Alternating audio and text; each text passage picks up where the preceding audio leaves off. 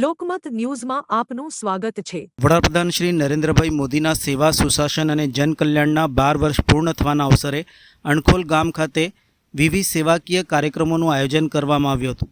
અવિરત 12 વર્ષ વિશ્વાસ વિકાસ અને જનકલ્યાણ અભિયાન અંતર્ગત યોજાયેલા કાર્યક્રમોમાં સ્થાનિક આગેવાનો, કાર્યકરો અને ગ્રામ્યજનોએ ઉત્સાહભેર ભાગ લીધો હતો। અણખોલ સ્થિત સરદારધામ ખાતે સ્વચ્છતા અભિયાન હાથ ધરવામાં આવ્યું હતું, જેમાં કાર્યકરોએ સ્વચ્છતાનો સંદેશ આપતા પરિસરની સફાઈ કરી હતી। ત્યારબાદ લોહ પુરુષ સરદાર વલ્લભભાઈ પટેલની પ્રતિમાને પુષ્પાંજલિ અર્પણ કરી તેમને ભાવભીની શ્રદ્ધાંજલિ આપવામાં આવી હતી। આ પ્રસંગે ડભોઈના ધારાસભ્ય શૈલેષભાઈ મહેતા તથા જિલ્લા પંચાયતના ઉપપ્રમુખ કમલેશભાઈ પટેલ વિશેષ ઉપસ્થિત રહ્યા હતા। ડભોઈના ધારાસભ્ય શૈલેષભાઈ મહેતાએ જણાવ્યું હતું કે આજનો દિવસ ઇતિહાસમાં ખૂબ જ મહત્ત્વનો છે। આજે ચૂંટાયેલા વડાપ્રધાન તરીકે નરેન્દ્રભાઈ મોદીએ સૌથી વધુ દિવસ વડાપ્રધાન તરીકે કામગીરી કરી હોય એનો ઇતિહાસ સર્જાયો છે। ત્યારે સૌથી પહેલાં તો વડાપ્રધાન નરેન્દ્રભાઈ મોદીને અભિનંદન અને શુભેચ્છા પાઠવું છું। 12 વર્ષ સરકારના પૂરા થયા છે, એની ઉજવણીના ભાગરૂપે વિવિધ કાર્યક્રમો રાખવામાં આવ્યા છે। પ્રગતિ પંથ કાર્યક્રમના નેજા હેઠળ આજે ડભોઈ વિધાનસભાના અણખોલ ગામે સરદારધામનું નિર્માણ થયું છે, તેની મુલાકાત લીધી હતી। આઝાદીમાં જેમનો મહત્ત્વનો ફાળો છે એવા પ્રથમ ગૃહમંત્રી એવા સરદાર વલ્લભભાઈ પટેલની પ્રતિમાને પુષ્પ અર્પણ કરી એમને શ્રદ્ધાંજલિ આપી સરદારધામની મુલાકાત લીધી હતી। જાહેર પરીક્ષાઓની તૈયારી માટે અહીં વ્યવસ્થા કરે છે તેનું નિરીક્ષણ કર્યું હતું। સરદારધામના તમામ ટ્રસ્ટીઓને અભિનંદન, શુભેચ્છા પાઠવી હતી। મોદી સાહેબનું સ્વાસ્થ્ય સારું રહે અને 2047નું એમનું વિઝન પૂર્ણ કરવામાં પ્રભુ એમને શક્તિ આપે તેમ ધારાસભ્યએ જણાવ્યું હતું। જિલ્લા પંચાયતના ઉપપ્રમુખ કમલેશભાઈ પટેલે જણાવ્યું હતું કે આજે પીએમના કાર્યકાળના 12 વર્ષ પૂર્ણ થયા એ નિમિત્તે આજે અણખોલ સરદારધામની પ્રતિમાની સ્વચ્છતા કરાઈ હતી, જેમાં ધારાસભ્ય શૈલેષભાઈ મહેતા પણ ઉપસ્થિત રહ્યા હતા। બીજેપીના અગ્રણીઓ પણ ઉપસ્થિત રહ્યા હતા।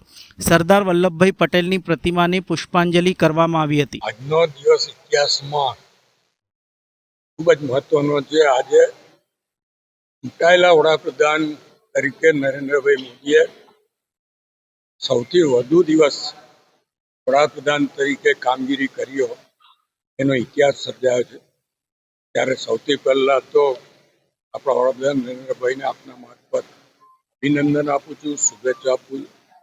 સાથે સાથે જ્યારે એમણે 12 વર્ષ કેન્દ્ર સરકારમાં પૂરા થયા છે એની ઉજવણીના ભાગરૂપે વિવિધ કાર્યક્રમો રાખવામાં આવ્યા છે। પ્રગતિ પંથના કાર્યક્રમના નેજા હેઠળ આજે ડભોઈ વિધાનસભાના અણખોલ ગામે જે સરદારધામનું 200 કરોડ રૂપિયાના ખર્ચે નિર્માણ થયા છે અને એનું ઉદ્ઘાટન પણ શ્રી નરેન્દ્રભાઈ મોદી વડાપ્રધાનશ્રીએ કરેલું છે।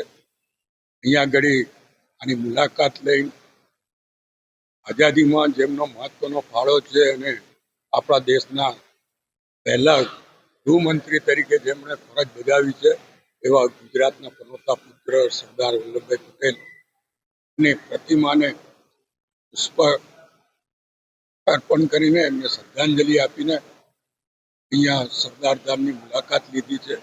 અહીંયા જે પ્રવૃત્તિઓ શરૂ કરવામાં આવી છે, 1500 જેટલા છોકરાઓ અને 1500 જેટલા છોકરીઓને રહેવા માટેની હોસ્ટેલ, સાથે જે જાહેર સાહસોની પરીક્ષાઓ હોય, યુપીએસસી, જીપીએસસીની પરીક્ષાઓ હોય એના માટેના ક્લાસરૂમો, એના માટેની તૈયારીઓ એ માટેની પણ અહીંયા વ્યવસ્થાઓ રાખવામાં આવી છે।